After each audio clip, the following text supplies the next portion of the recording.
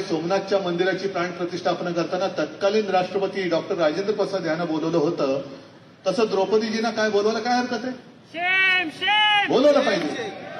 आणि म्हणून मी आज जाहीर आमंत्रण, एक पत्र पण आपलं रितसर जाणार, आपले खासदार पण जाऊन भेटतील, महामहिम राष्ट्रपतीजींना दिले की आम्ही 22 तारखेला काळाराम मंदिरात जाणार आहोत. त्याच्यानंतर गोदावरीच्या तीरावरती आरती करणार आहोत. मी राष्ट्रपतीजींना आपल्या तमाम रामभक्तांच्या आणि शिवभक्तांच्या वतीने आमंत्रण देतोय की आपण तिथे या. आणि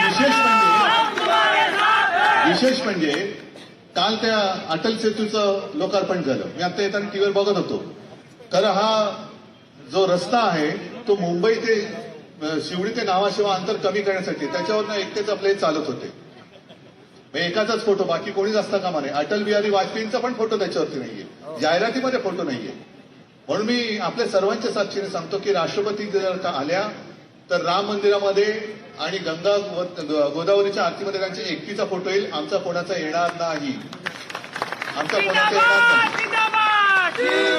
नाही. आता योगायोग असेल किंवा काही असेल, आपण 22 तारखेला काळाराम मंदिरात जाणार म्हटल्यानंतर काल आपले माननीय पंतप्रधान जाऊन आले. मग कोणीतरी म्हणाले बघा उद्धवजी तुम्ही चाललेत म्हणून चालले. म्हटलं आनंदाची गोष्ट आहे. मग तसं आज मी जाहीर करतोय की बहुतेक शक्य होईलच, पण 22 तारखेच्या आधी मी शिवनेरीला जाणार आहे.